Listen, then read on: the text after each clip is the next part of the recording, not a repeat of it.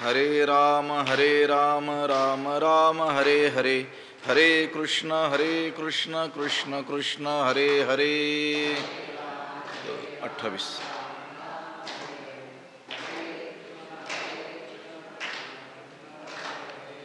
पुंडलीकवरदा हरिविठ्ठल श्री ज्ञानदेव तुकाराम.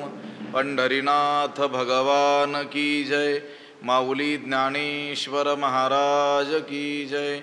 जगद्गुरु तुकाराम महाराज की जय. द्रव्ययज्ञास तपोयज्ञा योगयज्ञास्तथा परे स्वाध्याय ज्ञानयज्ञाश्च यतयः संशितव्रताः. नमामि सद्गुरुं शान्तं सच्चिदानन्दविग्रहं पूर्णब्रह्मपरानन्दमीशमालन्दिवल्लभम्. नमो सद्गुरु तुकया ज्ञानदीपा, नमो सद्गुरु सच्चिदानन्दरूपा, नमो सद्गुरु भक्तकल्याणमूर्ती, नमो सद्गुरु भास्करा पूर्णकीर्ती. अखंडमंडलाकारं व्याप्तं येन चराचरं तत्पदं दर्शितं येन तस्मै श्रीगुरवे नमः. जयांची किलिया स्मरण होय सकळ विद्यांचे अधिकरण. तेची बंधू श्रीचरण श्रीगुरूंचे ते नमस्कारोनी आता. द्रव्ययज्ञास तपोयज्ञा योगयज्ञास्तथा परे स्वाध्याय ज्ञानयज्ञाश्च यतयः संशितव्रताः. ग्रंथराज ज्ञानेश्वरीच्या 4थ्या अध्यायाचा विचार आपण करतो आहोत आणि या 4थ्या अध्यायातील 28व्या क्रमांकाचा हा श्लोक आहे. ह्या श्लोकाचा अन्वय आणि अर्थ एकदा आपण पाहूया. संशितव्रताः यतयः अपरे द्रव्ययज्ञाः तपोयज्ञाः तथा योगयज्ञाः च स्वाध्याय ज्ञानयज्ञाः.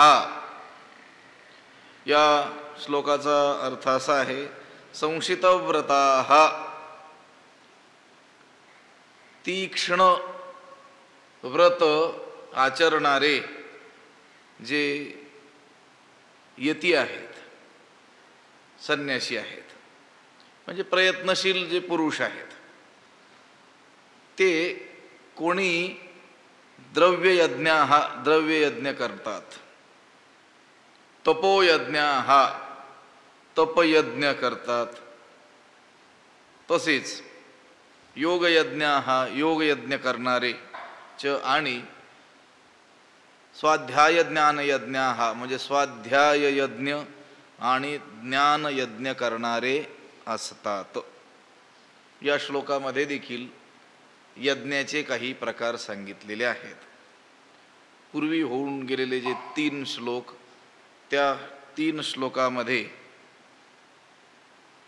5 यज्ञ सांगितलेले आहेत आणि या एकाच श्लोकामध्ये आणखी 5 प्रकारचे यज्ञ सांगितलेले आहेत. द्रव्ययज्ञ, तपोयज्ञ, योगयज्ञ, स्वाध्याय यज्ञ आणि ज्ञानयज्ञ. त्यांनी सांगितलं काही जण द्रव्ययज्ञ करतात. आता द्रव्ययज्ञ शब्दाचा अर्थ आहे द्रव्य सत्पात्री दान करणं. हा कोणता यज्ञ आहे? द्रव्ययज्ञ आहे. योग्य कार्यामध्ये त्या द्रव्याचा व्यय करणं, खर्च करणं, हा कोणता यज्ञ आहे? द्रव्य यज्ञ आहे. त्याचे 2 प्रकार आपल्याला शास्त्रामध्ये दिसून येतात. कोणत्या यज्ञाचे? द्रव्य यज्ञाचे. द्रव्य म्हणजे धन, पैसा, संपत्ती. ती संपत्ती सत्कार्यात खर्च करणं हाही काय आहे? यज्ञच आहे. त्याचे 2 प्रकार त्या द्रव्य यज्ञाचे केलेले आपल्याला आढळून येतात. एक पूर्त आणि दुसरा प्रकार आहे दत्त. शास्त्रामध्ये असं सांगितलं, वापी कूप तडागादी देवता यतनानीच अन्न प्रदाना राम अन्न प्रदान आरामः पूर्तमित्य अभिधीयते. मग काय काय करणं त्या पैशाचा उपयोग, तर वापी, कूप, तडाग आदी म्हणजे लहान मोठ्या विहिरी. वापी, कूप लहान विहीर, मोठी विहीर. तडाग म्हणजे तलाव निर्माण करणं. देवता आयतन म्हणजे देवालय, आयतन म्हणजे स्थान. देवळं बांधणं, धर्मशाळा बांधणं. अन्न प्रदान म्हणजे अन्न संतर्पण करणं, अन्नछत्र करणं. याला काय म्हणतात, पूर्त. म्हणजे ह्या कार्यामध्ये आपलं द्रव्य खर्च करणं, व्यय करणं, हाही द्रव्ययज्ञाचा काय आहे, प्रकार आहे. अजूनही किंवा पूर्वीच्या काळामध्ये आपण पाहतो धनिक लोकांनी, जे की दानशूर लोक आहेत, त्यांनी धर्मशाळा बांधलेल्या आपल्याला दिसून येतात, मंदिरं बांधलेली आपल्याला दिसून येतात, लहान मोठ्या विहिरी किंवा तलाव बांधलेले आपल्याला दिसून येतात, अन्नछत्र चालवलेले आपल्याला दिसून येतात. आता स्मरण करायचंच असेल या निमित्तानं, तर देवी अहिल्यादेवी होळकर यांनी मंदिरांचा जीर्णोद्धार केलेला आपल्याला दिसून येतो. जेवढेही मंदिरं आपल्याला आढळतात त्यातील बहुतेक मंदिरांचा जीर्णोद्धार तर त्यांनीच केलेला आपल्याला आढळून येतो. माझ्या ऐकिवात आहे त्याप्रमाणे भगवान मोहिनीराजांच्या मंदिराचा जो जीर्णोद्धार आहे त्यांचेच कोणी सरदार होते, त्यांच्या हस्ते करविला होता. आणि ठिकठिकाणचे जेवढे आपल्याला ज्योतिर्लिंगाची स्थानं दिसतील महादेवाची, तिथल्याही मंदिरांचा जीर्णोद्धार त्यांनी केलेला आपल्याला आढळून येतो. म्हणजे आपल्या प्राप्त असलेल्या संपत्तीचा अशा रीतीनं व्यय करणं, हाही काय आहे, द्रव्ययज्ञ आहे. हा द्रव्ययज्ञातील पूर्त नावाचा काय आहे, प्रकार आहे. आणि दुसरा आहे दत्त या नावाचा काय आहे, प्रकार आहे. म्हणजे शरणागताचं रक्षण करणं, भूतमात्रांची हिंसा न करणं आणि यज्ञ यागा व्यतिरिक्त दुसऱ्याही कार्यासाठी दान करणं, याला दत्त असं म्हणतात. शरणागत संत्राणम भूतानाम चाप्य हिंसनम बहिर्वेदीच यद्दानम दत्तमिति अभिधीयते. 5 यज्ञ सांगितले या श्लोकामध्ये. त्यातील पहिला यज्ञ सांगितला द्रव्ययज्ञ. द्रव्ययज्ञ म्हणजे आपल्याला प्राप्त असलेल्या धनातील काही भाग त्या धर्मकार्यासाठी खर्च करणं. त्याचे 2 प्रकार मी आपल्याला सांगितले, पूर्त आणि दत्त. हा आहे द्रव्ययज्ञ. कोणी भगवंत म्हणतात, कोणी काय करतात, द्रव्ययज्ञ करतात. सगळ्यालाच योगयज्ञ, तपोयज्ञ, स्वाध्याययज्ञ, ज्ञानयज्ञ सगळ्याला जमेल असं नाही. ज्याचा जसा अधिकार असेल तसा तसा तो त्या त्या प्रकारचे यज्ञ करत असतो. आता हा झाला एक द्रव्ययज्ञ, थोडक्यात पाहायचं असेल तर. तपोयज्ञ कोणी काय करतात, तपोयज्ञ करतात. म्हणजे शास्त्रामध्ये जी जी काही तप सांगितलेली आहेत, कृच्छ्र, चांद्रायण इत्यादी काही तप शास्त्रामध्ये सांगितलेली आहेत, ती तप आचरण याला काय म्हणतात, तपोयज्ञ म्हणतात. पुन्हा योगयज्ञ हा अष्टांग योग म्हणून जो सांगितलेला आहे, चित्त वृत्तीचा निरोध करणं या रूपाचा जो अष्टांग योग आहे, त्या अष्टांग योगाचा अभ्यास करणं हाच काय आहे, योग यज्ञ आहे. कशासाठी योग करणं, चित्तवृत्तीचा निरोध करण्यासाठी. केवळ आरोग्य प्राप्त्यर्थ त्या अष्टांग योगातील आसन इत्यादी काही अंगांचा अभ्यास करणं हा काही यज्ञ होणार नाही. ती शारीरिक कसरत होईल, त्याचा लाभही होईल, ती गोष्ट वेगळी. पण इथं यज्ञाचे जे प्रकार सांगितले, भगवंत म्हणतात काही साधक हे हे हे यज्ञ करतात, द्रव्य यज्ञ करतात, कोणी तपोयज्ञ करतात, कोणी योगयज्ञ करतात. तर तो योगयज्ञ करणं म्हणजे योगाचं फळ चित्तवृत्तीचा निरोध हे सांगितलेलं आहे. योगश्चित्तवृत्ती निरोधा हा त्या चित्तवृत्तीच्या निरोध व्हावा म्हणून जे साधक त्या अष्टांग योगाचा शास्त्रोक्त अभ्यास करतात त्यांना म्हणायचं योगयज्ञ आचरणारे. तो आहे योगयज्ञ. किती झाले? द्रव्ययज्ञ, तपोयज्ञ, योगयज्ञ.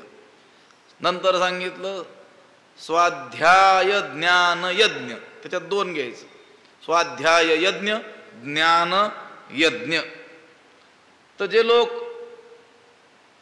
शास्त्रोक्त रीतीनं विधिपूर्वक वेदशास्त्रादिकांचं काय करतात? अध्ययन करतात, अभ्यास करतात, त्याला म्हणतात स्वाध्याय यज्ञ. अध्ययन करणं हाही यज्ञच, पण तत्व जिज्ञासेतून अध्ययन करणं. तत्व जाणण्याच्या तीव्र इच्छेपोटी ऋग्वेदादी वेदाचा, शास्त्राचा काय करणं? अभ्यास करणं. हाही काय आहे? यज्ञ. त्याला म्हणतात स्वाध्याय यज्ञ. आणि राहता राहिला ज्ञानयज्ञ. तर युक्तीनं वेदाच्या तात्पर्याचा निश्चय करून दुसऱ्याला ते शिकवणं म्हणजे काय करणं? अध्यापन करणं. त्याला काय म्हणायचं? ज्ञानयज्ञ. अध्ययन करणं स्वाध्याय यज्ञ आणि अध्यापन करणं, शिकवणं कोणता यज्ञ? ज्ञान यज्ञ. असं. आता त्यात लक्षात घ्यायची गोष्ट आहे की हे अध्ययन आणि अध्यापन जे आहे ते यज्ञ रूप असलं पाहिजे. बरं लक्षात आलं? तो व्यवसाय होता का म्हणे? व्यवसाय असेल तर त्याला यज्ञ म्हणता येणार नाही. लक्षात आलं? ते यज्ञरूप असलं पाहिजे. आता ह्या श्लोकामध्ये द्रव्ययज्ञ, तपोयज्ञ हे जे सांगितलेले आहेत हे बहुव्रीही समास केलेले आहेत. म्हणजे सत्पात्री दान देणं हाच ज्याचा यज्ञ त्याला काय म्हटलं? द्रव्ययज्ञ. तप हाच ज्याचा यज्ञ आहे ते तपोयज्ञ.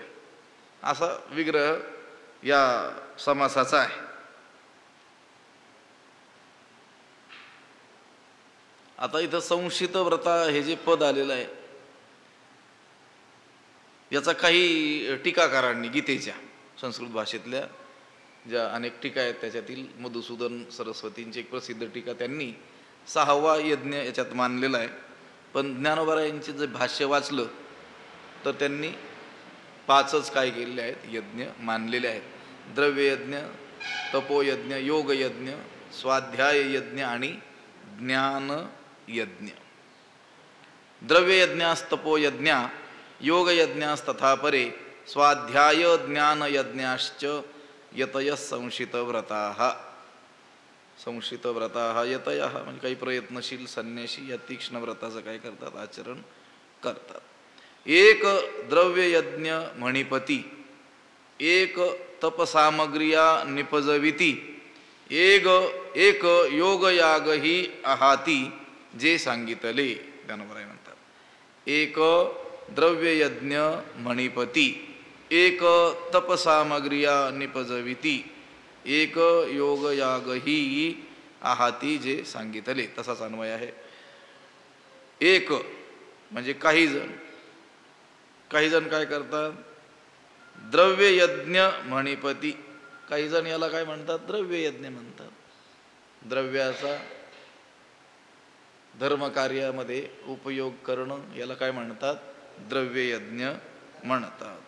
एक काही जण तपसामग्रिया निपजविती. काही जण तपाच्या साधनानं काय होतात? सिद्ध होतात. म्हणजे तपयज्ञ करतात. वेगवेगळी तप शास्त्रामध्ये जी सांगितलेली असतील त्या तपाचं आचरण करून तपयज्ञ करतात. एक म्हणजे काही जण योग याग ही आहाती जे सांगितले, काही योगरूपी यज्ञ जे सांगितलेले आहेत. एक योगयाग ही आहाती, काही योगयाग हेच यज्ञ करतात जे सांगितले. जे सांगितले म्हणजे शास्त्रामध्ये, योगशास्त्रामध्ये जे सांगितलेले आहेत. एक म्हणजे कित्येक कित्येक लोक काय करतात, द्रव्ययज्ञ म्हटले जातात. काही तपसामग्री, तपाच्या सामग्रीनं, तपरूप साधनानं काय करतात, निपजविती, तपसामग्रिया निपजविती म्हणजे सिद्ध होतात, सिद्ध दशेपर्यंत काय होतात, पोहोचतात.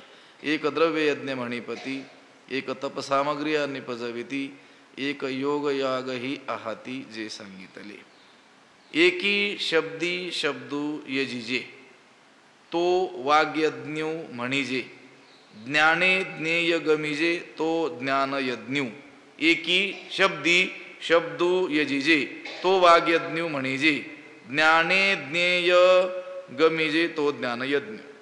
एकी म्हणजे काही यज्ञामध्ये, म्हणजे काही जे यज्ञ आहेत कित्येक यज्ञामध्ये, शब्दी शब्दू यजिजे, शब्दाच्या ठिकाणी, शब्दी म्हणजे शब्दामध्ये, शब्दाच्या ठिकाणी, शब्दू यजिजे, शब्दानेच काय करतात, हवन करतात. मग काही यज्ञामध्ये शब्दामध्येच शब्दाचं काय केलं जातं, हवन केलं जातं. त्याला काय म्हणतात, तो वाग्यज्ञ म्हणजे, त्याला काय म्हणतात, वाग्यज्ञ म्हणतात. म्हणजे यथाविधी वेदाध्ययन करणं, त्याला काय म्हणतात, वाग्यज्ञ म्हणतात. हा हा हा नाही नाही नाही, इथं जो स्वाध्याय यज्ञ सांगितलं, इथंच काय त्याला काय म्हटलेलं आहे, वाग्यज्ञ म्हटलेलं आहे. तर तो वाग्यज्ञ कोणत्या स्वरूपाचा, शब्दी शब्दू यजिजे, शब्दामध्येच शब्दाचं हवन करणं. म्हणजे आता गुरु संप्रदायपूर्वक शिक्षण घेत असताना गुरुनं उच्चारलेल्या शब्दाचाच पुन्हा गुरूंच्या पाठीमागं काय करणं, उच्चार करणं. पूर्वीची अशी पद्धती होती. आता तेवढा वेळ नाही आपल्याला विस्तार करायला. त्या काळातील लोकांच्या बुद्धीची क्षमता आपल्या लक्षात येईल. ही छपाईची काही पद्धती नव्हती असं आहे. लोक म्हणतील आपल्याकडं कला अवगत नव्हती, छापखाने नव्हते. ही सामान्य उत्तर आहेत. गोष्ट अशी आहे, वेदाला श्रुती म्हणतात. काय म्हणतात, श्रुती. आणि शास्त्राला स्मृती म्हणतात. तो जो श्रुती शब्द तयार झालेला आहे ना, त्याचा धात्वर्थ मी आपल्याला सांगतो. श्रुती म्हणजे श्रवण करणं, ऐकणं.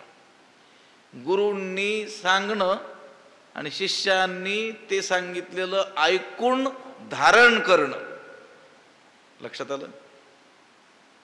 तिथंच, कुठं, जिथं सांगितलं तिथंच.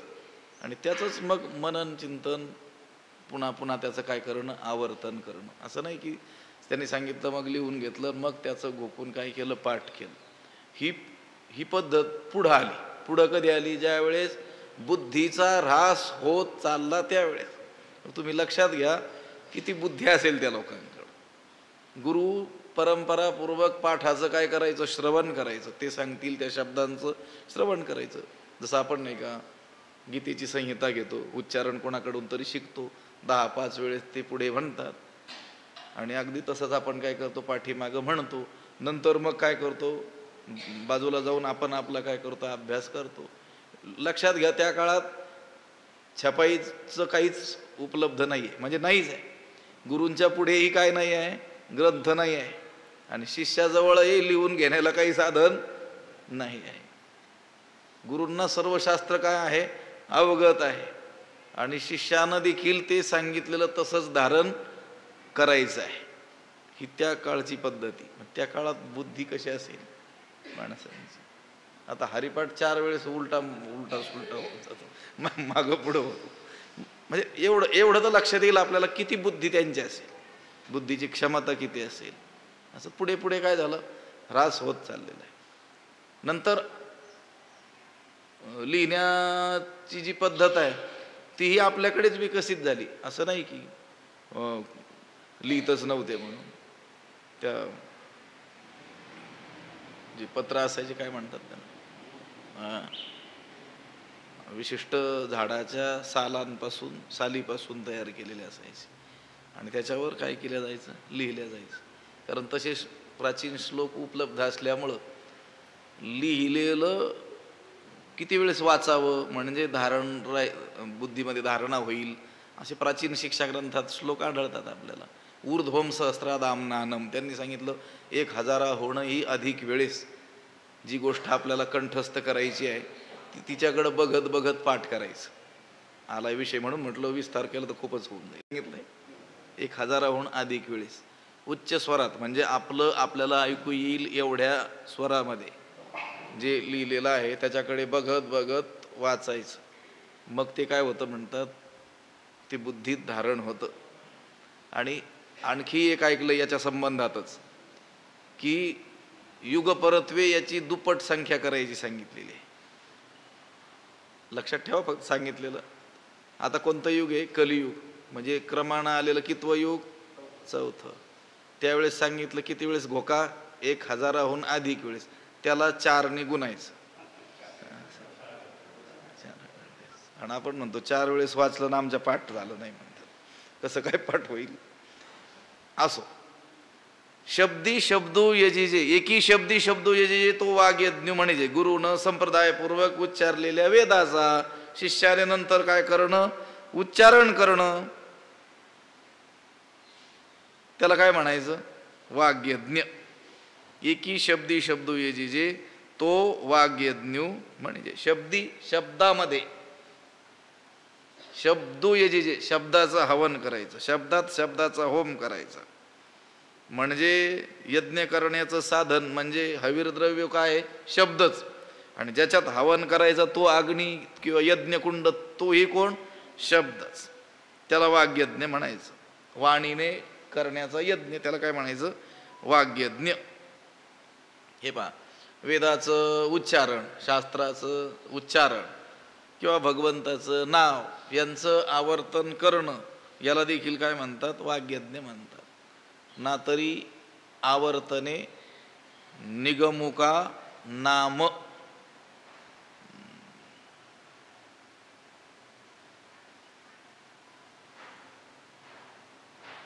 पै द्विजासीच ब्रह्मसूत्र येरा स्तोत्र का नाम मंत्र आवर्तने पवित्र पावावया तत्व. भगवंताचं नाम किंवा शास्त्र वचन याचा पुन्हा पुन्हा पुन्हा पुन्हा वाणीनं उच्चारण करणं याला काय म्हणतात? वाग्यज्ञ म्हणतात. श्रुतीचा निरंतर अभ्यासू करणे म्हटले की नाही ज्ञानोबरायांनी. तैसा प्रतिपाद्य जो ईश्वरू तो भावया लागी गोचरू श्रुतीचा निरंतरू अभ्यासू करणे. बघ, वेदानं प्रतिपादन केलेला जो ईश्वर तो गोचरू व्हावया, मग त्याचं ज्ञान आपल्याला व्हावं म्हणून काय करावं?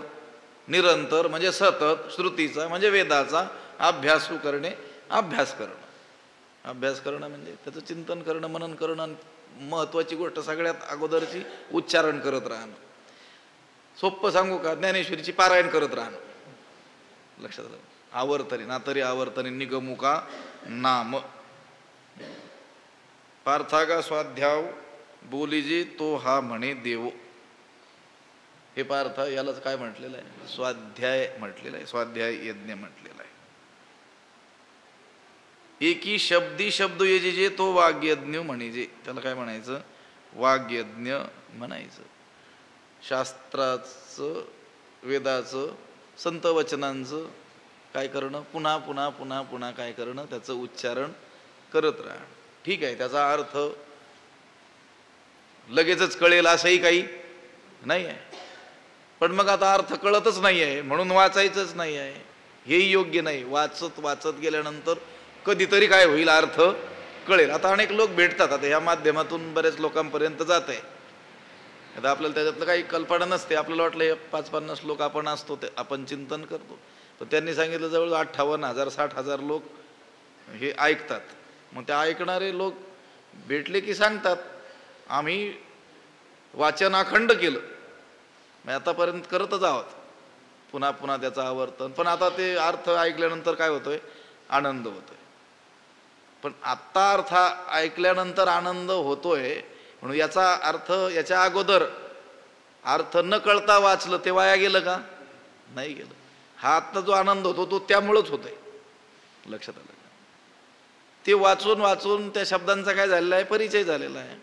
पुन्हा वाणीचं काय झालं, वाचिक तपही झालेलं आहे.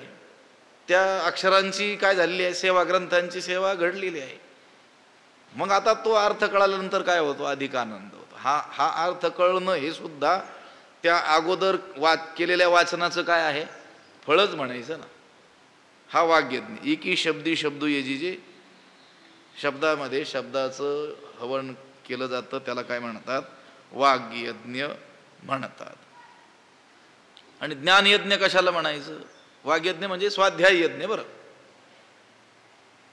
आणि ज्ञाने ज्ञेय गमिजे तो ज्ञानयज्ञ, ज्ञानाने ज्ञेय जाणलं जाणं त्याला काय म्हणायचं, ज्ञानयज्ञ. ज्ञाने म्हणजे ज्ञानाने, ज्ञेय ज्ञेय असलेलं ब्रह्म त्याला जाणणं म्हणजे कशा रीतीनं जाणणं, आत्मत्वानं जाणणं. महावाक्यजन्य, महावाक्यातून निर्माण होणारी अखंडाकार जी वृत्ती आहे, वृत्ती ज्ञान आहे, त्या वृत्ती ज्ञानाने अज्ञान निवृत्तीद्वारा त्या ज्ञेय ब्रह्माला जाणणं. लक्षात आलं का? तसं तर ते ब्रह्म ज्ञेय नाही आहे. इतर वस्तू जशा ज्ञेय, व्यवहारामध्ये ज्ञेय शब्दाचा अर्थ होतो व्यवहारातील ज्ञेय शब्दाचा. जी जाणल्या जाते वस्तू तिला काय म्हणतात, ज्ञेय.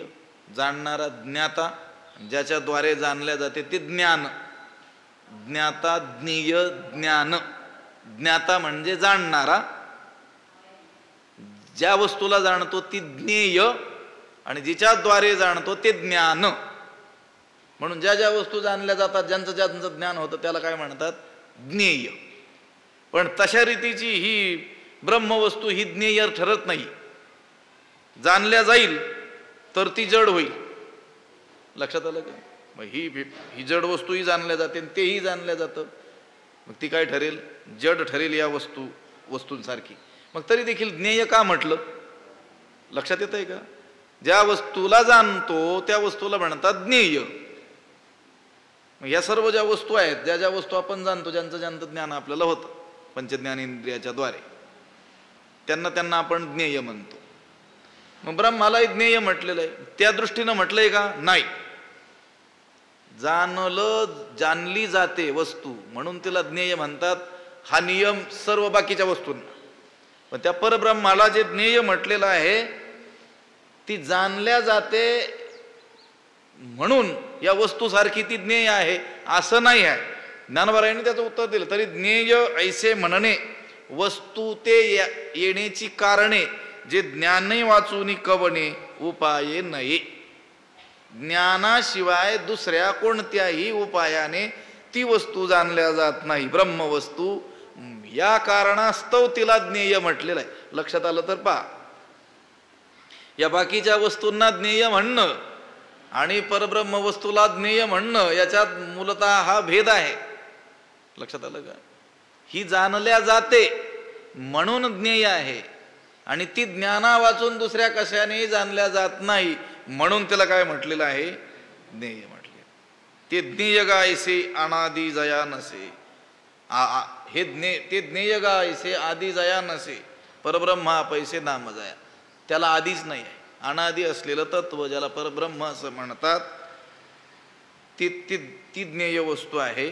आणि ती ज्ञेय वस्तू ज्ञाने गमिजे, ज्ञानाने जाणणं, तो ज्ञान यज्ञ. दुसऱ्या वस्तू जाणणं आणि परब्रह्माला जाणणं याच्यामध्ये काय आहे, मूलतः भेद आहे. या समस्त वस्तू काय आहेत, जड आहेत, नाशवान आहे, जड वस्तू आहेत त्या. आणि परब्रह्म वस्तू ही ज्ञानरूपच आहे. लक्षात आलं का? मग त्याला जाणणं किंवा तिला ज्ञेय का म्हणतात, तर ज्ञाना वाचून दुसऱ्या गोष्टीनं ती जाणल्या जात नाही. मग तुम्ही म्हणा, असं म्हणा ना, ज्ञानाने जी जाणल्या जाते, नाही असंही म्हणायचं नाही. लक्षात येत आहे का?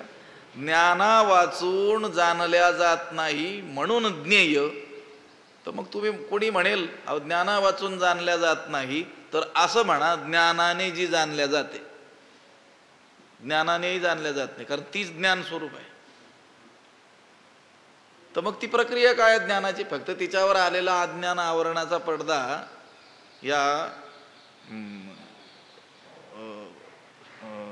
श्री गुरूंनी महावाक्याचा उपदेश केल्यानंतर त्या महावाक्यापासून अखंडाकार असं काय होतं, वृत्तीज्ञान निर्माण होतं. आणि त्या वृत्तीज्ञानाने अज्ञानाची फक्त काय होते, निवृत्ती होते. वस्तू ती पहिलीच काय आहे, ज्ञानरूप आहेच आहे. अशा त्या परमात्म स्वरूपाला जाणणं त्याला ज्ञानयज्ञ म्हटलेलं आहे. मी श्लोकातील ज्ञानयज्ञ या पदाचं चिंतन किंवा त्याचा अर्थ सांगताना सांगितलं होतं. अध्यापन हा काय, ज्ञानयज्ञ हा त्याचा एक सामान्य काय झाला, अर्थ झाला. पण या अध्यात्म ज्ञानानं, श्री गुरूंनी दिलेल्या ज्ञानानं त्या परमात्म्याला जाणणं त्याला म्हणतात ज्ञानयज्ञ. ज्ञाने ज्ञेय गमिजी तो ज्ञानयज्ञ. याच्यात दोन यज्ञ सांगितले. वाग्यज्ञ म्हणजे स्वाध्याय यज्ञ आणि ज्ञानयज्ञ म्हणजे ज्ञानाने त्या ज्ञेय वस्तूला काय करणं, जाणणं. ज्ञाने ज्ञेय गमिजी तो ज्ञानयज्ञ. हे अर्जुना सकळ कुवाडे जे अनुष्ठिता अति साकडे परी जितेंद्रियासीची घडे योग्यता वशे. अर्जुना हे सकळ कुवाडे जे अनुष्ठिता अति साकडे परी योग्यता वशे घडे जितेंद्रियासीची. जितेंद्रियासीची योग्यता वशे घडे. कुवाडे म्हणजे कठीण. अर्जुना हे सर्व यज्ञ काय आहेत, कठीण. हे जाणणंच कठीण, करणं तर कठीणच किती गोष्ट आहे. लक्षात आलं का? हे सांगितलेला अर्थ लक्षात येणं पूर्णपणे हीच गोष्ट जर कठीण असेल तर ते यज्ञ करणं किती कठीण आहे. भगवंत स्वतःच म्हणतात, हे अर्जुना, अर्जुना हे सकळ कुवाडे. अर्जुना हे सगळं जे आहे ना, हे सगळे यज्ञ जे आहेत ते काय आहेत, कठीण आहेत. का बरं कठीण आहेत? जे म्हणजे कारण अनुष्ठिता अति साकडे.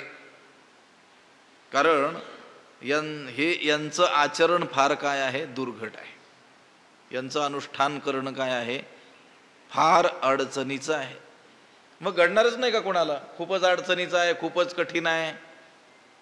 नाही घडेल कुणाला? परी जितेंद्रियासीची घडे योग्यता वशे.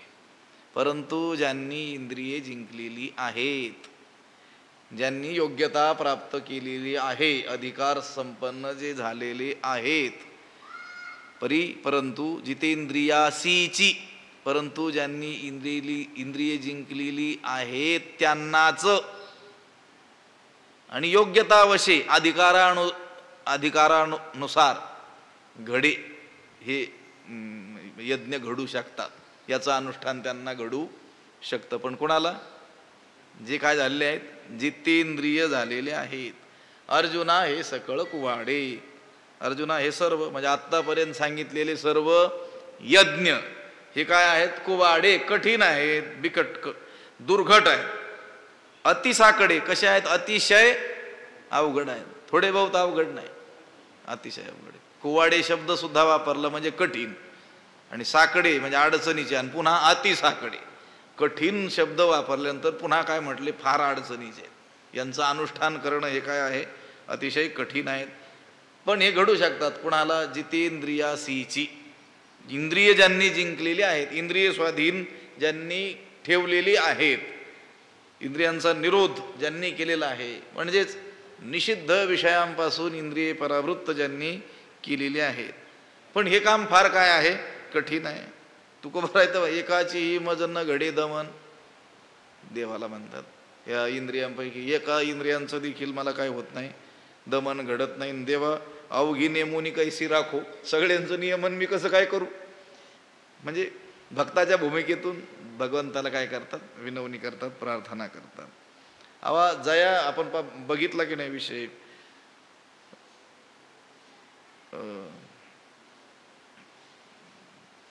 पुढे येईल, पण त्याचा थोडासा भाग होऊन गेला दुसऱ्या अध्यायामध्ये. जयाची आवडी न गणिती ब्रह्मचर्याची साकडी, निष्ठूर होऊनी बापुडी इंद्रिये करीती. म्हणजे ब्रह्मचर्य आदी जी व्रत आहेत त्या देवाच्या, त्या परमात्म्याच्या प्राप्ती करता ही अशी कठीण व्रत सुद्धा काय करतात, जे आचरतात. या विषयांपासून इंद्रिय आवरून धरताना त्या साधकाला किती त्रास होतो. का माये पुढे बाळक काळे नेता एकुलते एक. काय उदाहरण दिलं ज्ञानोबरायांनी. आई आहे आणि त्या आईचं एकुलतं एक काय आहे, मूल आहे. आणि ते काळानं तिच्यापासून हिरावून नेल्यानंतर तिला जेवढं काय होईल, दुःख होईल. किंवा आणखी पुढं उदाहरण दिलं, ठीक आहे एखादी आई आहे, तिला एकुलते एक बाळक आहे, पण काळाने घाला घातला, त्या मुलाला हिरावून नेलं, मृत्युमुखी पडलं ते मूल. पण लोकांनी सांत्वना केली आहे का नाही. त्या पाण्यातून, पाणी हेच ज्याचं जीवन आहे, त्या माशाला त्या पाण्यातून काय केलं, बाहेर काढलं, तर त्याला किती दुःख होईल. तैसे विषयाचे घर इंद्रिया सांडिता थोर युगांतू होय ते वीर विराग साहती. अगदी त्याचप्रमाणे विषयाचं घर सोडताना इंद्रियांना काय होत असतं, थोर दुःख होत असतं. परंतु वीर लोक, धीर पुरुष जे आहेत, ते हे दुःख काय करतात, सहन करत असतात. ते इंद्रियांना अजिबात मान देत नाही. जयाच्या ठाई इंद्रिया मानू नाही. आपण मान सन्मान करतो म्हणून ते सोकतात मग. ते काय करतात, त्या इंद्रियांचा मानच ठेवत नाही. इंद्रिय आणि विषय यांची ताटातूट करताना अगदी प्रलय काळ ओढवला एवढं काय होत असतं, दुःख होत असतं. परंतु असं कठीण असून सुद्धा ज्यांनी काय केलेलं आहे, या इंद्रियांना जिंकलेलं आहे. परी जितेंद्रियासीची घडी योग्यता वशे. आणि ते इंद्रिय त्यांनी जिंकलेले असल्यामुळं, अधिकार संपन्न ते झालेले असल्यामुळं, आपल्या अधिकारानुसार त्यांच्याकडून या यज्ञांचं अनुष्ठान घडणं काय आहे, शक्य आहे, त्यांच्याकडून घडतं. हे अर्जुना सकळ कुवाडे जे अनुष्ठिता ती साकडे परी जितेंद्रियासीची घडे योग्यता वशे. ते प्रवीण तेथ भले आणि योग समृद्धी आथिले म्हणोनी आपण पातीही केले आत्महवन. ते तेथ भले प्रवीण आणि योग समृद्धी आथिले म्हणोनी तीही आत्महवन आपण पा केले. ते जे याज्ञिक आहेत, हे यज्ञ करणारे जे लोक आहेत, तेथ ते म्हणजे ते जितेंद्रिय अधिकारी. तेथ म्हणजे त्या यज्ञ कर्मामध्ये कसे आहेत, भले प्रवीण, चांगले निष्णात आहेत. कोण ते, म्हणजे जितेंद्रिय जे आहेत ते जितेंद्रिय अधिकारी त्या यज्ञ कर्मामध्ये कसे आहेत, निष्णात आहेत, पारंगत आहेत, प्रवीण आहेत. आणि योग समृद्धी आथिले, आणि योग समृद्धीनं ते काय आहेत, संपन्न आहेत. साधन समृद्धीनं ते काय आहेत, संपन्न आहेत. म्हणजे विवेक वैराग्यादी जी संपत्ती सांगितलेली आहे, त्या संपत्तीनं काय आहेत, ते संपन्न आहेत. म्हणून आपण पातीही आत्महवन केले. म्हणून त्यांनी काय केलं, त्या अनेक यज्ञाच्या द्वारा आपण वास्तव ब्रह्मरूप जे आहोत, त्या ब्रह्मरूपाच्या ठिकाणी हवन केलं. या जीवात्म्याचं काय केलं, हवन केलं. जीवबुद्धी हविली, या जीवबुद्धीचंच काय केलं, हवन केलं. कुठे केलं, आपल्यातच, म्हणजे आत्मस्वरूपाच्या ठिकाणी त्यांनी या जीवबुद्धीचं हवन केलं, जीवत्वाचं हवन केलं. म्हणजे जीवरूपाने ते आता शेष राहिले नाहीत, ते काय होऊन गेले, परमात्मरूप होऊन गेले. पण कोणाला घडलं हे, ते म्हणजे जितेंद्रिय अधिकारी. तेच त्या तेथ भले, त्या यज्ञकर्मामध्ये काय असतात, निष्णात असतात. प्रवीण म्हणजे निष्णात, पारंगत असतात, कुशल असतात. आणि योग समृद्धी आथिले, योग ऐश्वर्यानं काय असतात, ते परिपूर्ण असतात. आणि त्यांनी आपण आत्महवन केले, आत्मस्वरूपामध्ये जीवात्म्याचं हवन केलं. नुसती इंद्रिये हवन केली एवढ्याने जमत नाही. तर आपण आपलं देखील काय करतात, हवन करतात. म्हणजे देहा अहंकार, या देहाच्या ठिकाणी मीपणा जो आपण अज्ञानानं अनादी काळापासून बाळगत आलेलो आहोत, त्या देहा अहंकाराचा काय केला त्यांनी, त्याग केला आणि त्या परमात्म्याशी ऐक्याचा काय घेतला, अनुभव घेतला. हे बा, तैसे जीवा ब्रह्मत्व आहे संकल्प लोपी असं म्हटलेलं आहे. संकल्प त्याचाच काय केला, लोप केल्यानं जीवाला ब्रह्मत्व ते काय आहे, पूर्वीचंच आहे. तैसा देहा अहंकारू नाथिला, हा समूळ जायाचा नाशिला, तो परमात्मा संचला आधीची आहे. अगोदरचाच हा जीव कोण आहे, तुका म्हणे कैची की व कोठे जीव निराळा. हा जीव त्या परमात्मा स्वरूपाहून कधीही वेगळा नाही आहे, निराळा नाही आहे, तो परमात्मा रूपच आहे. पण त्याने मी परमात्मा आहे असा अहंकार धारण न करता काय केलेलं आहे, मी देह आहे, देहोहम, शिवोहम नाही म्हणत, तो काय म्हणतो देहोहम, देहा अहंकार. पण हा देहा अहंकार समूळ जायाचा नाशिला, हा देहा अहंकार समूळ ज्याचा गेला तो परमात्मा आधी अगोदरच आहे, तोची परमात्मा संचला आधीची आहे. म्हणून आपण पातीही केले आत्महवन, म्हणजे या जितेंद्रिय अधिकारी पुरुषांनी ते या यज्ञकर्मामध्ये निष्णात असल्यामुळं आणि योग समृद्धीनं ते संपन्न असल्यामुळं, साधन जे आध्यात्मिक साधन आहेत त्यांनी ते संपन्न असल्यामुळं त्यांनी काय केलं, अनेक यज्ञांच्या द्वारा आपल्या ब्रह्मस्वरूपाच्या ठिकाणी जीवात्म्याचं काय केलं, हवन केलं. आपण आत्महवन केले, आपल्या स्वरूपाच्या ठिकाणी काय केलं, आत्महवन केलं. आता अजून काही यज्ञ राहिले. अपाने जुहती प्राणम प्राणे पानं तथा परे प्राणापान गती रुद्ध्वा प्राणायाम परायणा. हा अपरे कित्येक जण अपाने अपान वायूत प्राणे जुहती प्राणवायूचं काय करतात, हवन करतात. तथा तसेच अपरे दुसरे काय करतात, प्राणामध्ये अपानाचं हवन करतात. काही प्राणायाम परायणा, हा काही प्राणायामात तत्पर असलेले योगी लोक ते काय करतात, प्राणापान गती रुद्ध्वा, प्राण आणि अपान या दोघांच्याही गतीला काय करतात, रुधून टाकतात. पण तो विचार उद्या पाहू. पुंडलिक वरदा हरी विठ्ठल श्री ज्ञानदेव तुकाराम पंढरीनाथ भगवान की जय. माऊली ज्ञानेश्वर महा विठ्ठल विठ्ठल विठ्ठल.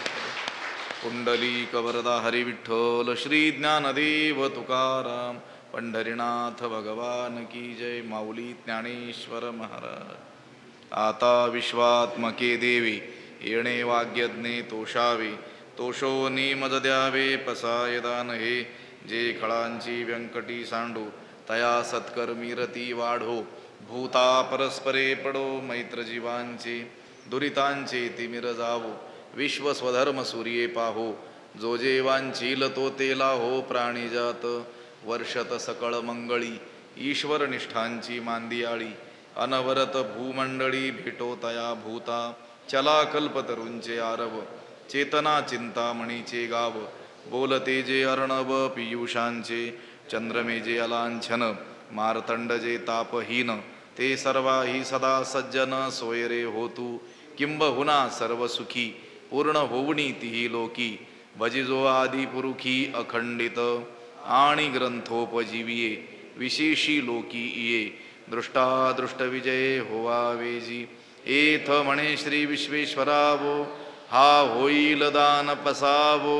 येणे वरे ज्ञानदेवो सुखिया झाला, येणे वरे ज्ञानदेवो सुखिया झाला, येणे वरे ज्ञानदेवो सुखिया झाला.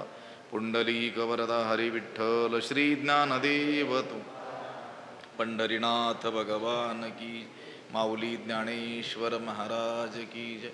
जगद्गुरु तुकाराम महाराज की. शांती ब्रह्म एकनाथ महाराज. सद्गुरु बंशी महाराज की. सद्गुरु जोग महाराज की जय.